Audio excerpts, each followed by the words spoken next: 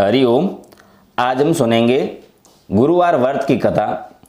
गुरुवार व्रत करने से बृहस्पति देवता प्रसन्न होते हैं। ये व्रत अत्यंत फलदायी है। अग्नि पुराण के अनुसार अनुराधा नक्षत्र युक्त गुरुवार से आरंभ करके 7 गुरुवार व्रत करने से बृहस्पति ग्रह की हर पीड़ा से मुक्ति मिलती है। बृहस्पतिवार व्रत कथा प्राचीन समय की बात है। एक नगर में एक बड़ा व्यापारी रहता था। वह जहाज़ों में माल लदवा कर दूसरे देशों में भेजा करता था। वह जिस प्रकार अधिक धन कमाता था उसी प्रकार जी खोलकर दान भी करता था। परंतु उसकी पत्नी अत्यंत कंजूस थी। वह किसी को एक दमड़ी भी नहीं देना चाहती थी। एक बार सेठ जब दूसरे देश व्यापार करने गया तो पीछे से बृहस्पति देव ने साधु वेश में उसकी पत्नी से भिक्षा मांगी। व्यापारी की पत्नी बृहस्पति देव से बोली, हे साधु महाराज, मैं इस दान और पुण्य से तंग आ गई हूँ। आप कोई ऐसा उपाय बताएं जिससे मेरा सारा धन नष्ट हो जाए और मैं आराम से रह सकूं। मैं यह धन लुटता हुआ नहीं देख सकती। बृहस्पति देव ने कहा, हे देवी, तुम बड़ी विचित्र हो। संतान और धन से कोई कैसे दुखी होता है? अगर अधिक धन है तो इसे शुभ कार्यों में लगाओ। कुमारी कन्याओं का विवाह कराओ, विद्यालय और बाग बगीचों का निर्माण कराओ। ऐसे पुण्य कार्य करने से तुम्हारा लोक और परलोक सार्थक हो सकता है। परंतु साधु की इन बातों से व्यापारी की पत्नी को खुशी नहीं हुई। उसने कहा, मुझे ऐसे धन की आवश्यकता नहीं है जिसे मैं दान दूं। तब बृहस्पति देव बोले, यदि तुम्हारी ऐसी ही इच्छा है तो तुम एक उपाय करना। 7 बृहस्पतिवार घर को गोबर से लीपना, अपने केशों को पीली पट्टी से धोना, पीली मिट्टी से धोना, केशों को धोते समय स्नान करना, व्यापारी से हजामत बनाने को कहना, भोजन में मांस मदिरा खाना, कपड़े अपने घर धोना। ऐसा करने से तुम्हारा सारा धन नष्ट हो जाएगा। इतना कहकर बृहस्पति देव अंतर ध्यान हो गए। व्यापारी की पत्नी ने बृहस्पति देव से कहे अनुसार बृहस्पतिवार वैसा ही करने का निश्चय किया। केवल 3 बृहस्पतिवार बीते थे कि उसी समस्त धन नष्ट हो गई और वह परलोक से धार गई। जब व्यापारी वापस आया तो उसने देखा कि उसका सब कुछ नष्ट हो चुका है। उस व्यापारी ने अपनी पुत्री को सांत्वना दी और दूसरे नगर में जाकर बस गया। वहाँ पर जंगल से लकड़ी काट कर लाता और शहर में बेचता। इस तरह वह अपना जीवन व्यतीत करने लगा। एक दिन उसकी पुत्री ने दही खाने की इच्छा प्रकट की, लेकिन व्यापारी के पास दही खरीदने के पैसे नहीं थे। वह अपनी पुत्री को आश्वासन देकर जंगल में लकड़ी काटने चला गया। वहाँ एक वृक्ष के नीचे बैठ अपनी पूर्व दशा पर विचार कर रोने लगा। उस दिन बृहस्पतिवार था। तभी वहाँ बृहस्पति देव साधु के रूप में सेठ के पास आए और बोले, हे मनुष्य, तू इस जंगल में किस चिंता में बैठा है? तब व्यापारी बोला, हे महाराज, आप सब कुछ जानते हैं। इतना कहकर व्यापारी अपनी कहानी सुनाकर रो पड़ा। बृहस्पति देव बोले, देखो बेटा, तुम्हारी पत्नी ने बृहस्पति देव का अपमान किया था, इसी कारण तुम्हारा यह हाल हुआ है। लेकिन अब तुम किसी प्रकार की चिंता मत करो। तुम गुरुवार के दिन बृहस्पति देव का पाठ करो।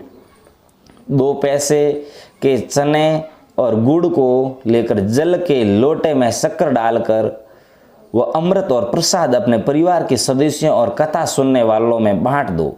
स्वयं भी प्रसाद और चरणामृत लो। भगवान तुम्हारा अवश्य कल्याण करेंगे। साधु की बात सुनकर व्यापारी बोला, महाराज, मुझे तो इतना भी नहीं बचता कि मैं अपनी पुत्री को दही ला कर दे सकूं।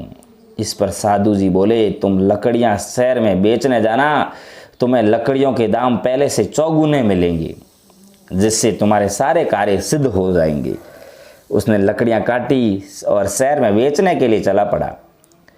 उसकी लकड़ियां अच्छे दाम में बिक गई, जिससे उसने अपनी पुत्री के लिए दही लिया। गुरुवार की कथा हेतु चना गुड़ लेकर कथा की और प्रसाद बांटकर स्वयं भी खाया।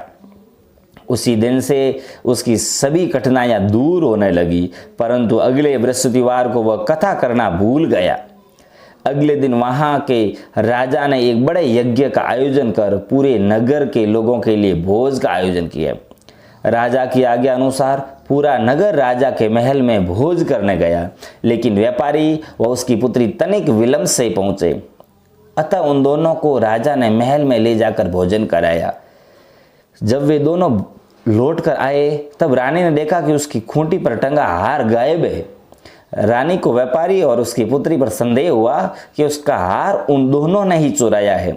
राजा की आज्ञा से उन दोनों को कारावास की कोठरी में कैद कर दिया गया। कैद में पड़कर दोनों अत्यंत दुखी हुए। वहां उन्होंने बृहस्पति देव का स्मरण किया। बृहस्पति देव ने प्रकट होकर व्यापारी को उसकी भूल का आभास कराया और उन्हें सलाह दी कि गुरुवार के दिन कैद खाने के दरवाजे पर तुम्हें 2 पैसे मिलेंगे। उनसे तुम चने और मुनका मंगवा कर विधि पूर्वक बृहस्पति देवता का पूजन करना। तुम्हारे सब दुख दर्द दूर हो जाएंगे।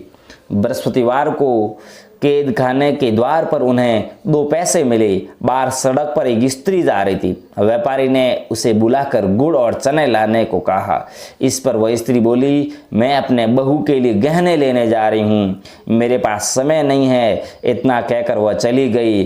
थोड़ी देर बाद वहाँ से एक और स्त्री निकली। व्यापारी ने उसे बुलाकर कहा कि ये बहन, मुझे बृहस्पतिवार की कथा करनी है, तुम मुझे 2 पैसे का गुड़ चना ला दो। बृहस्पति देव का नाम सुनकर वह स्त्री बोली, भाई मैं तुम्हें अभी गुड़ चना ला कर देती हूँ। मेरा इकलौता पुत्र मर गया है, मैं उसके लिए कफन लेने जा रही थी, लेकिन मैं पहले तुम्हारा काम करूँगी, उसके बाद अपने पुत्र के लिए कफन लाऊंगी। वह स्त्री बाजार से व्यापारी के लिए गुड़ चना ले आई और स्वयं भी बृहस्पति देव की कथा सुनी।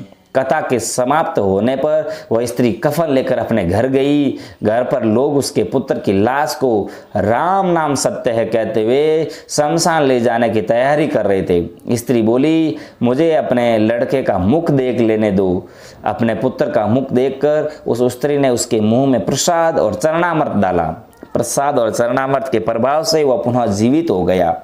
पहली स्त्री जिसने बृहस्पति देव का निरादर किया था, वह जब अपने पुत्र के विवाह हेतु पुत्र वधू के लिए गहने लेकर लौटी और जैसे ही उसका पुत्र घोड़ी पर बैठकर निकला, वैसे ही घोड़ी ने ऐसी उछाल मारी कि वह घोड़ी से गिरकर मर गया। यह देख स्त्री रो रो कर बृहस्पति देव से क्षमा याचना करने लगी। उस स्त्री की याचना से बृहस्पति देव साधु वेश में वहां पहुंचकर कहने लगे, देवी तुम्हें अधिक विलाप करने की आवश्यकता नहीं है। यह बृहस्पति देव का अनादर करने के कारण हुआ है। तुम वापस जाकर मेरे भक्त से क्षमा मांगकर कथा सुनो, तभी तुम्हारी मनोकामना पूर्ण होगी। इस प्रकार उस स्त्री की भी मनोकामना पूर्ण हो गई। उसका पुत्र जो घोड़ी से गिरा था वापस पुनः जीवित हो गया। और इस प्रकार हमारी बृहस्पति देव की गुरुवार की कथा थी। ये कहानी सुनने वालों के लिए भी, कहानी कहने वालों के लिए सबका भला करेगी। और आप भी बृहस्पतिवार के दिन अवश्य व्रत करके इस कथा को सुने। और आपसे निवेदन है, आपसे गुजारिश है, मेरे इस YouTube चैनल को सब्सक्राइब करें, आगे से आगे भेजें, बेल आइकन को दबाएं ताकि इस प्रकार की कथा कहानियाँ जो धर्म के संबंधित है समय पर आपको मिलती रहेगी। और विशेष निवेदन है कि आप मेरे चैनल को सब्सक्राइब ज़रूर करें। बहुत बहुत धन्यवाद।